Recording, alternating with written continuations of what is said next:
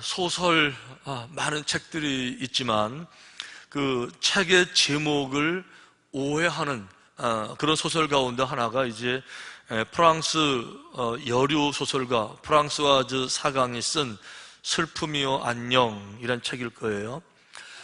슬픔이요 안녕, 아마 저자는 몰라도 이 책 제목쯤은 다 들어보셨겠죠. 슬픔이요 안녕.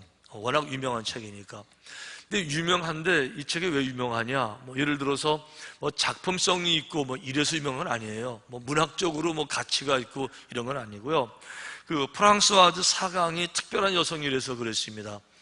이제 21세기 들어오면서 도덕, 양심, 인간의 가치 이런 거 다 의미가 없다. 그저 쾌락이 최고다. 쾌락. 이렇게 누구든지 자기 삶 속에서 즐기고 만족하면 된다. 이게 이제 사강의 얘기잖아요. 그래서 이 사강 스스로가 여성이지만 성적인 자유 이런 얘기 주장하면서 실제로 그렇게 살았어요. 결혼하고 이혼하고 그러면서 반복하고 이러면서 경제적으로도 파탄나고 나중에 마약하고 공항에서 60세에 코케인 마약 복용 혐의로 현장에서 잡혔죠. 재판을 받는데 그 유명한 얘기를 이렇게 합니다. 다른 사람들에게 피해를 주지 않는 범위 내에서 자기를 파괴할 권리가 인간에게 있다. 말 되나요? 자, 인간의 자유를 극단적으로 주장하면서 다른 사람들에게 피해만 주지 않는다 그러면 내 스스로 내 삶을 파괴한들 당신은 무슨 상관이냐, 내가 마약을 하든 말든 무슨 상관이냐라고 얘기했는데 법정에서 받아들여지지 아니했지요. 잠깐 이분이 쓴 소설 제목이 이제 슬픔이여 안녕 이래가지고 이제 유명해진 거예요. 우리 생각에 슬픔이여 안녕 그랬으니까 자 슬픔을 떠나보내고 더 이상 내 삶에 슬픔은 없어 이렇게 오해를 하는데 그게 바로 이제 오해라는 거예요. 이 소설의 주인공은요 상처가 많은 사람이에요. 정말 이렇게 여러 가지 배신, 상처, 연민 살아가는데 이 슬픔의 주인공이 어느 날 침대에서 이제 아침에 눈을 뜹니다. 밤새 자고 눈을 떴어요. 자, 새날이 됐으면 새로운 희망으로 하루 시작해야 되는데 웬걸요 옛날 한여름에 있었던 그 아주 추악한 아빠의 상처가 기억이 쭉 나는데 옛날 상처가 기억이 나면 동시에 찾아오는 게 있어요. 뭐예요? 슬픔이 내게 엄습하는데 슬픔이 내게 오는 거를 이제 느끼는 거예요. 여러분 우리가 분노가 일어날 땐요 사람들이 자기 스스로 알잖아요. 내가 슬슬 열받기 시작하네 알잖아요. 알아요 몰라요? 그걸 알면 분노를 절제할 수가 있는데 모르니까 확 터뜨리는 거죠. 이렇게 내가 화가 나기 시작하네 하듯이 내가 슬퍼지기 시작하네를 느끼는 거예요. 그래서 슬픔이 안개처럼 내게 다가올 때 슬픔을 벗어버리는 것이 아니고 슬픔을 만나서 인사하는 거예요. 그래서 봉주르 트리스티스 우리말로 말하면 안녕하세요 슬픔씨 이러는 거예요. 영어로 말하면 goodbye sorrow가 아니고 good morning sorrow 이러는 거예요. 그러니까 슬픔이요 안녕이라는 말은 슬픔을 버린다는 것이 아니라 또 내게 지독한 슬픔이 찾아왔구나. 그래서 슬픔이 시작하면서 슬픔을 대하면서 이렇게 맞아들이는 인사 안녕하세요 오랜만이네 슬픔씨 이게 이제 그 소설의 마지막 단어가 마지막 문장이 봉주르 트리스티스 봉주르 아시죠? 안녕하세요 프랑스 봉주르 굿모닝. 보세요. 심리학적으로 보게 되면 태생적으로 이런 슬픔을 가지고 살아가는 사람들이 있어요. 삶의 상처가 많고 그 상처들이 본인 자신의 열등감으로 남아 있고요. 그리고 다른 사람들과 비교해 볼 때 자기 자신이 뭔가 이렇게 실패한 인생 이런 깊은 느낌을 가진 사람들은 항상 슬픔을 달고 슬픔이 싸하고 항상 이렇게 그 마음속에 남아 있는 거예요. 예를 들어 말씀을 드리면 그냥 예화로 말씀드릴게요. 이제 아이를 낳을 때도 이제 결혼해서 아기를 임신했잖아요. 남편이 얼마나 좋아하겠어요? 시부모님이 얼마나 좋아요? 아이고 아가야 조심해라. 얼마나 다 이제 아기를 기다렸어요. 근데 이 아기가 낙태가 아니고, 낙태는 의도적으로 이제 지우는 건 낙태지만 낙태가 아니고 아기를 낳고 싶었는데 그만 유산이 됐어요. 추운 겨울로 지나가다가 그만 넘어져가지고 아기 유산이 됐어요. 그러면 이 엄마의 산모의 마음이 얼마나 찢어지고 얼마나 아프고 얼마나 비참하겠어요. 그랬는데 어느 날 식당을 갔는데요, 옆자리에 보니까 한 가족이 모여있는데 너무 행복해 보이는 거예요. 자기 또래의 그 여자가, 그 여성이 그 아기를 낳아서 그 까르르 까꿍 웃는데 너무 행복해 보이는 거예요. 그분들은 지금 내가 누군지도 모르고 내게 말한 적도 없어요. 자기들 행복하게 시간 보내는 거예요. 보내지만 그 모습을 보고 돌아서는 내 마음은 쓰라린 거예요. 어떻게 내 앞에서 이렇게 행복하게 웃을 수 있어?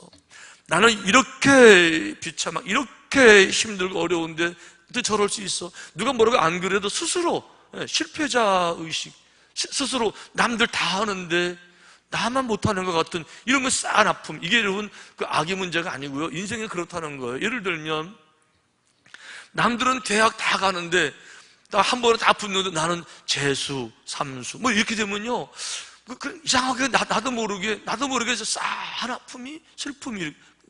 또 남들은 사업들 잘 하는데 나는 사업 잘 안 되고 힘들고 그러면요, 아주 그 실패. 옆집 식당은 너무너무 잘 되는데 우리 식당은 팔에 날리고 있으면요, 싸한 슬픔이, 이게 어쩔 수 없이 우리 마음속에 내려온다는 거예요. 왜 이런 그 싸한 슬픔이 내려올까? 왜 우리 마음속에 생길까? 왜 실패자 의식이 생길까? 우선은요, 많은 사람들이 잘못된 정보를 그 사람에게 던져준 거예요. 인생을 살아가면서 내게 영향을 줄 수 있는 내 주변의 권위자들이 내게 잘못된 정보를 수없이, 너는 할 수 없어, 너는 못해, 너네 집은 가난하고 우리 아버지는 가난하고 뭐 안 될 조건들을 계속 주는 바람에 자기도 모르게 저 마음속에서 나는 성공하면 안 될 것 같은, 나는 위대한 큰 일을 하면 큰일 나는 것 같은, 그저 내 주제에 이만하면 됐고 항상 자기를 낮게 생각하는 거예요. 여러분, 역사 가운데서 위대한 사람들은요, 그 주변 사람들이 내게 넣어주는 부정적 정체성을 다 극복한 사람들이 인생에서 꽃을 피운 거 아세요? 예를 들면 우리는 베토벤을 말하면서 베토벤, 와우, 뭐 음악의 아버지 베토벤이잖아요. 근데 베토벤의 음악 선생이 베토벤에게 그런 얘기 한 적이 있어요. 너는 작곡가는 못해. 너는 음악성이 모자라서 작곡가는 꿈도 꾸지 마. 그 말 들었으면요, 오늘날 베토벤은 없었어요. 토마스 에디슨, 발명왕이지요. 선생님이 그랬어요. 너는 이해의 능력이 없다. 이해할 수 있는 기능이 너에게 없기 때문에 가르칠 수가 없어. 이래가지고 학교에서 쫓겨났어요. 그 말 들었으면요, 전기도 못 쓰고 있는 거예요, 저희들이요. 수많은 사람, 너는 못해, 너는 이래서 안 되고 저래서 안 되고 이런 얘기를 들으면서 나도 모르게 거기에 수긍을 하게 되면 부정적 정체성을 가질 수밖에 없잖아요. 성악가 중에 카루소, 어릴 때 음악 선생님이 그랬어요. 너는 음색 자체가 성악 독창에 안 맞으니까 꿈 깨라 그랬어요. 근데 거기에 주눅들지 아니하고 나름대로 노력하면서 독특한 창법을 만들어내면서 위대한 성악가로 걸어가는 거죠. 디즈니랜드 주인공 월트 디즈니, 젊어서 신문사에 기자했거든요. 편집장이 그랬어요. 너는 창의력이 없으니까 나가라고. 기자에서 잘려가지고 쫓겨났어요. 창의력이 없다고. 정말 본인이 창의력 없는 줄 알았으면요, 오늘날의 디즈니랜드 없었을 거예요. 헨리 포드, 자동차 왕. 사람들이 그랬어요. 인생에 가능성이 없는 사람, 현실과 공상을 구별을 못하는 사람, 미친 사람 그랬어요. 왜 그런가 하면 당시에 미국에 고속도로라는 개념이 없었어요. 아스팔트가 없을 때였었어요. 길이 없을 때거든요. 그런데 길도 없는데 뭐 차를 만들어요. 이래가지고 다 미쳤다 그랬어요. 그 말 들었으면요, 오늘 우리 걸어 다녀야 돼요, 여러분. 보세요. 끊임없이 사람들 우리에게 안 된다고 말을 해요. 뭐 이래서 안 되고 저래서 안 되고, 뭐 강원도 사람이라 안 된다면서요. 감자바위로서 안 된다면서요. 시골 사람이라 안 된다면서 끊임없이 뭐 이래서 안 되고 저래서 안 되고 안 되는 얘기를 계속 늘어놓는 거예요. 그리고는 안 된다는 정체성을 갖는 순간에 스스로 실패자 의식이 들어오고 남들 모르는 싸한 슬픔을 달고 살죠. 그래서 여러분들은 비가 주룩주룩 내리면 마음이 편해져요.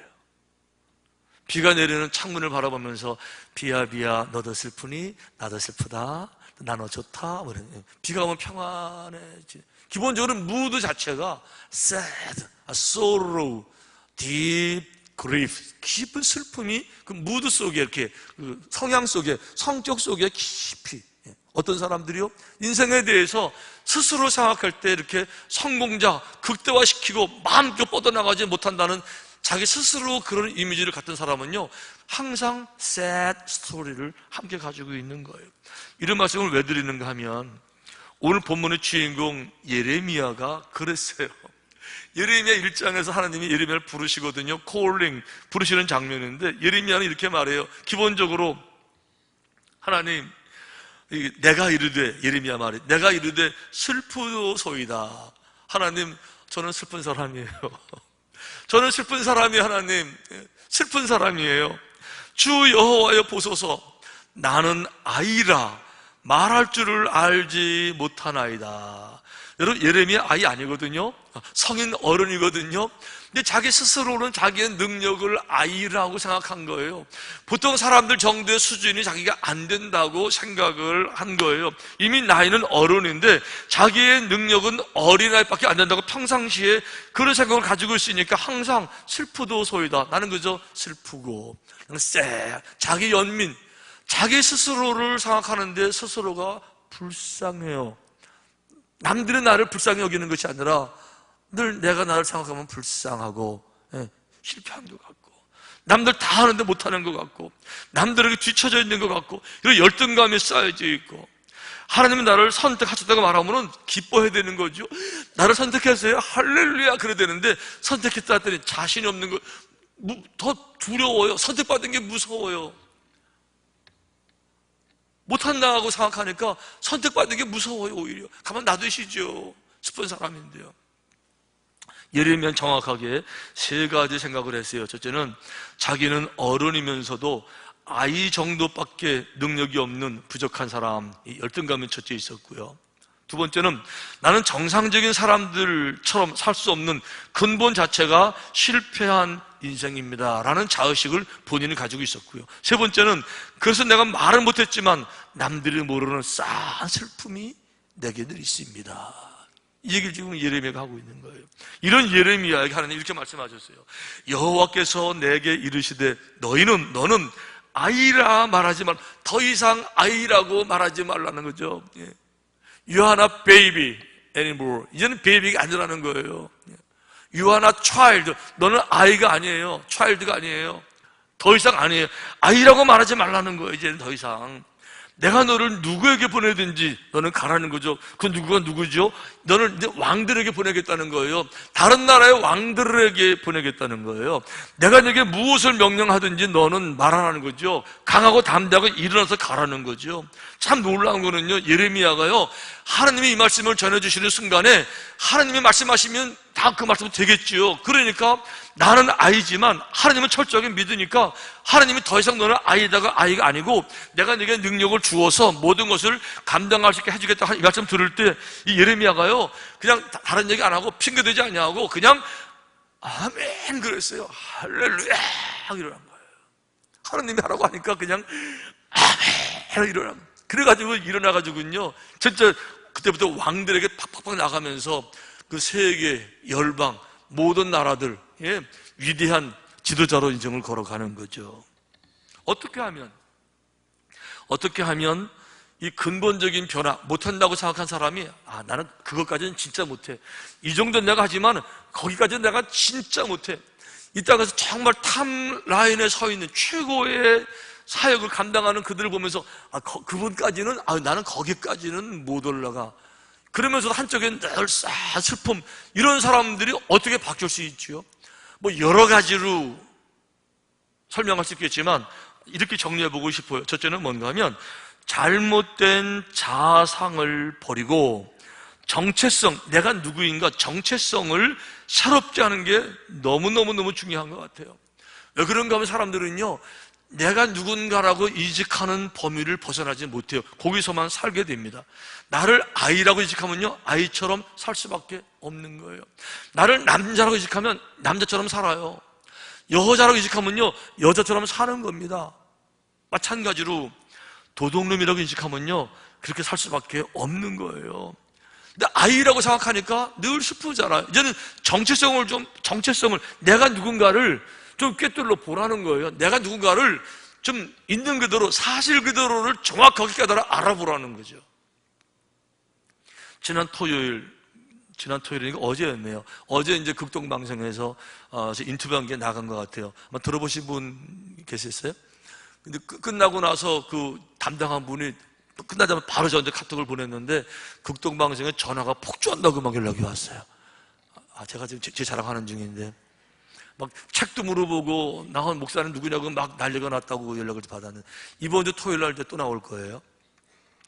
두 번을 이제 그렇게 하면서 마지막에 그 진행하는 분이 그러세요. 목사님, 이제 그럼 마지막으로 새해를 맞으면서 청취자들에게 새해 덕담 한마디 해주시지요 라고 이제 요청을 했어요.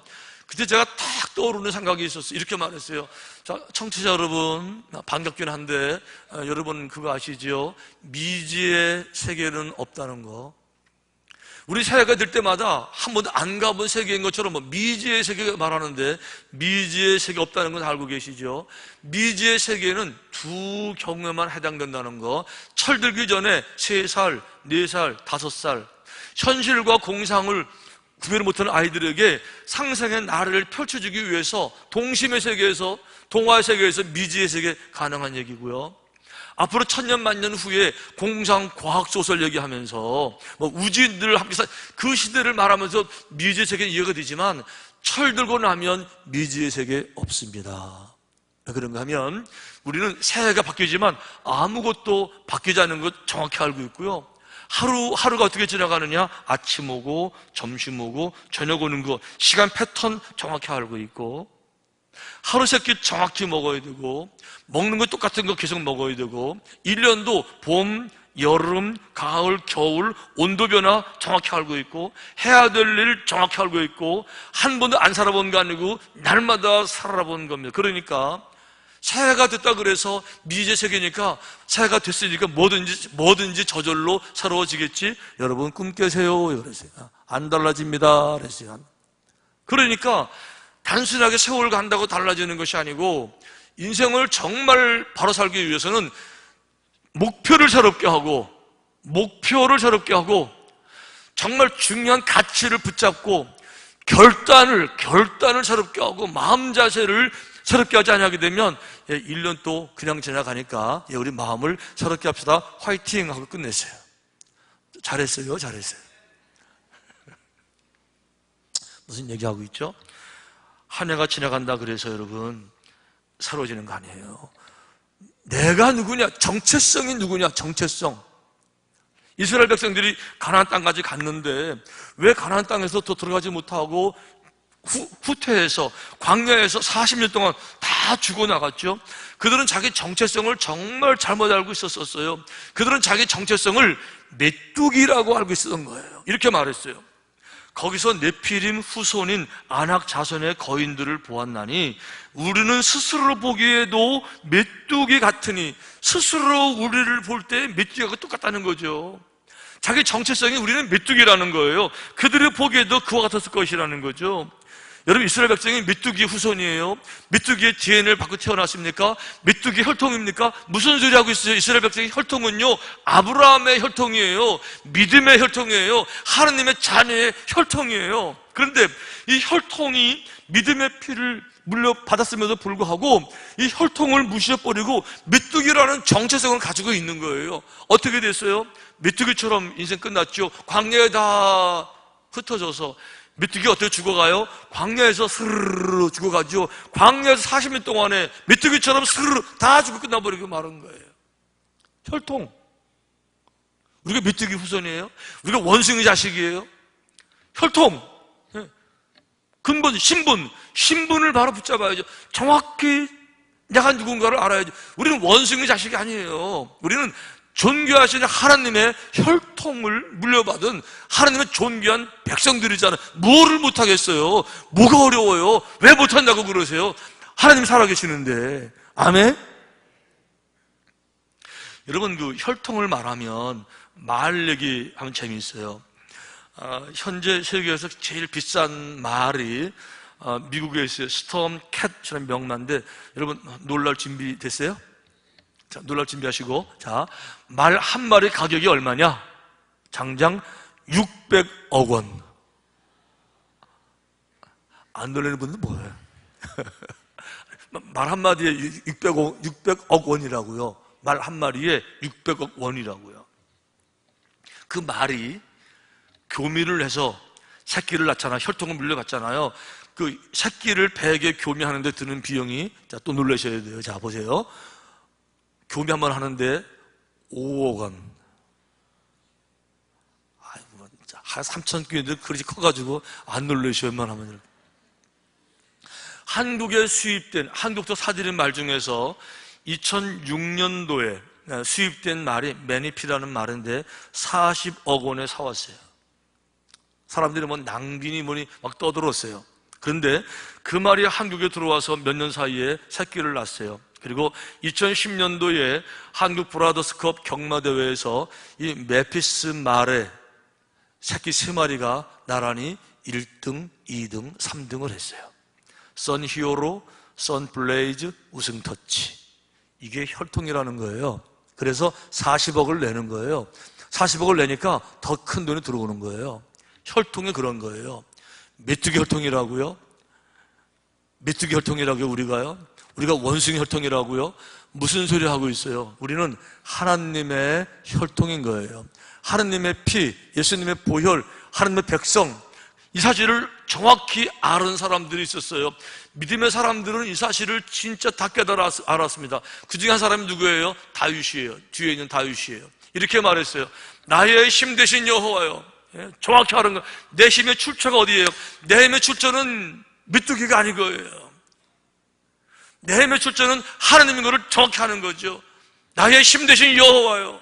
나의 힘드신 여호와요. 내가 주님을 정말 사랑합니다 고백하는 겁니다. 다윗도 똑같은 고백하는 거예요. 나는 인간이기 때문에 나는 부족합니다. 인정합니다. 하지만 하나님이 나와 함께 하시면 그분은 내게 능력 주시는 자 안에서 내가 모든 것을 내가 다 할 수 있습니다. 다 할 수 있습니다. 할렐루야.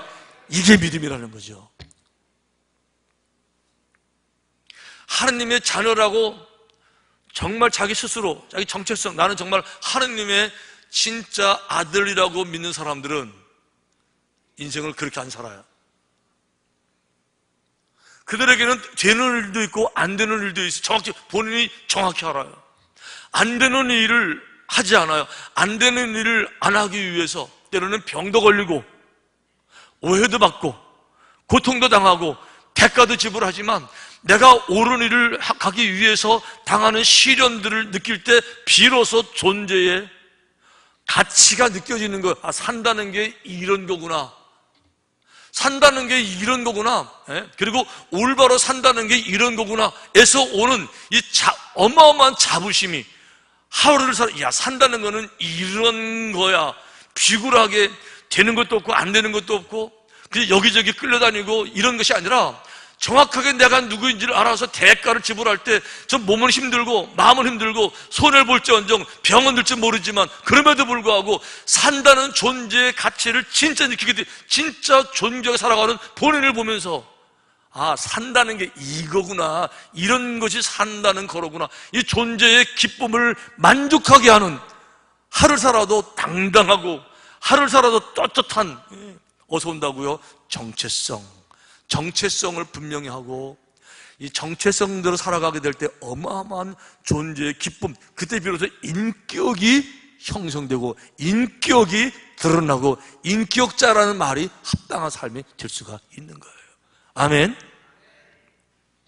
좀 더 나가 볼까요? 그래서 언제 우리가 슬픔, 실패자, 메뚜기 버리고 정말 새로운 사람이 될까? 두 번째는 하나님을 인격적으로 만날 때, 하나님을 정말 개인의 인격적으로 만나는 겁니다. 실제로 정말 하나님을 만나는 거예요. 그럴 때 거듭난다고 말하고 거듭난 진짜 인생, 두 번째 인생이 시작되는 겁니다. 예레미야가 그랬어요. 예레미야는 하나님이 부르시기 전에는, 그분을 이렇게 만나기 전에는요, 늘 쎄한 필링이 있어요. 늘 슬픈 실패자로서 쎄한 게 있었어요.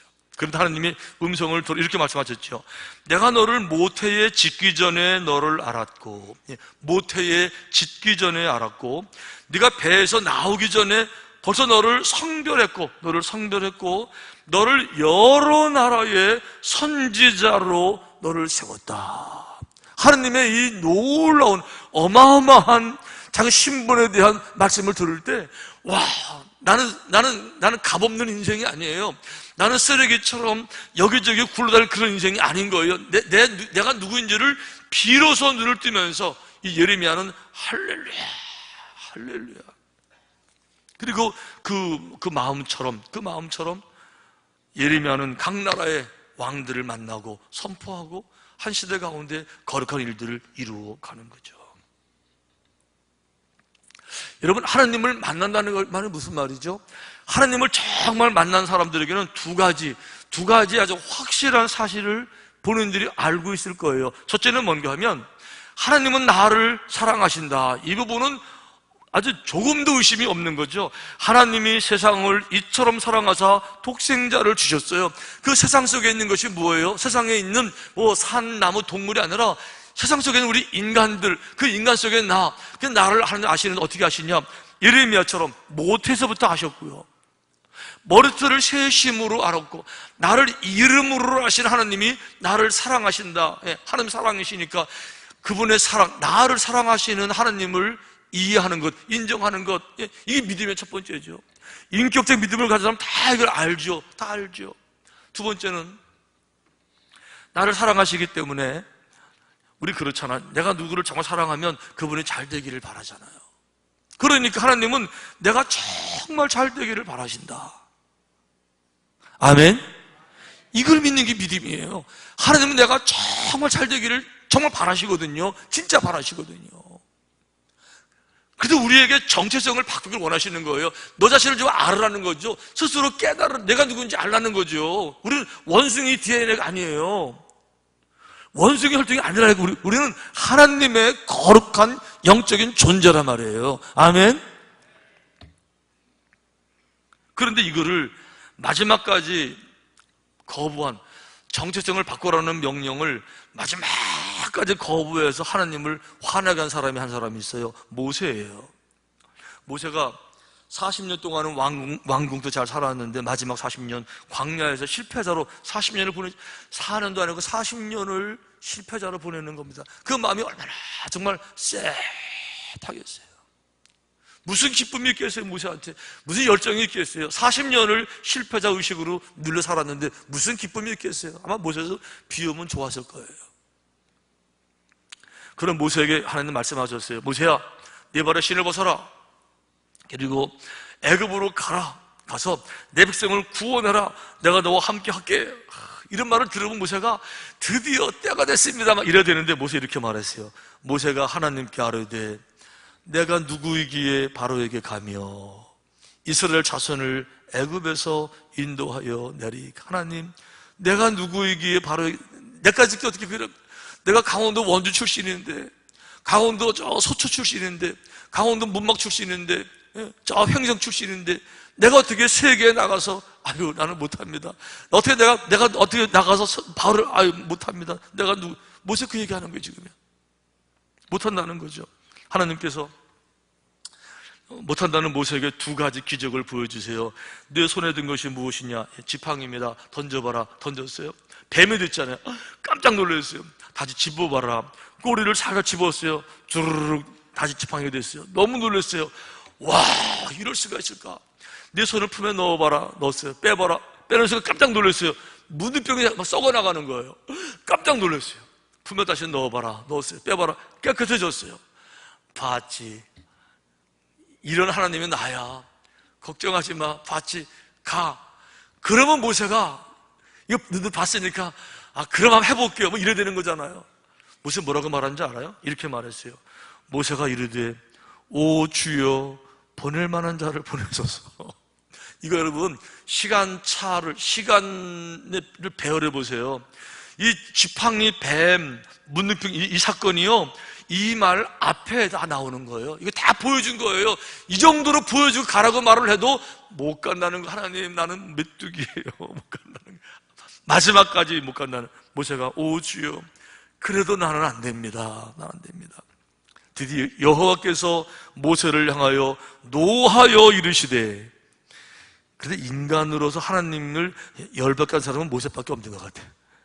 하나님 열받으시, 이 정도 했으면 좀 이 정도 했으면 좀 알아들어야지. 뭘 더 보여줘, 뭐를 더 보여줘야 되고, 뭐를 더 해야, 뭐를 더 보여줘요, 뭐를 더. 결국 모세가 하나님 화를 내시니까 아멘 하고 그냥 일어났어요. 일어나서 그걸 가가지고 어떻게 됐어요? 예, 계획대로 말씀대로 다 이뤄냈죠. 다 이뤄냈죠. 저는 모세를 생각하면 한 시인이 생각이 나요. 노천명. 사슴이라는 시가 나요. 이 정확히 노천명 시가 이게 모세 보고 한 얘기인지 모르겠는데 시가 이렇게 되어 있어요. 모가지가 길어서 슬픈 짐승이여 언제나 점잖은 편 말이 없구나. 관이 향기로운 너는 무척 높은 족속이었나 보다. 물속에 제 그림자를 들여다보고 잃었던 전설을 생각해 내고는 어찌할 수 없는 향수에 슬픈 모가지를 하고 먼데 산을 바라본다. 이거 여러분 모세 모습 아닌가요? 40년 동안 광야를 헤맬 때 자기 왕년에 왕궁에서 40년을 보낸 왕자였어요. 애굽에서 최고의 영광을 받은 가장 높은 족속이었었어요. 그런데 지금은요 가장 낮은 도망자, 광야에서 헤매이는 방황한 자기 모습 바라보면서 옛날을 생각해 볼 때 싸한 아픔이 항상 그 속에 있었겠죠. 나는 실패자. 얼마나 실패자라는 인식이 강했으면 하나님이 가르고 말해도 마지막까지 못 갑니다. 못 가서 행복했어요? 못 가는 자기가 자랑스러워요. 못 가는 자기가 훌륭해 보여 본인 스스로? 못 가는 자기가 스스로 sad 한 거죠. 그게 바로 sorrow, 슬픔, 싸한 슬픔이라는 거예요.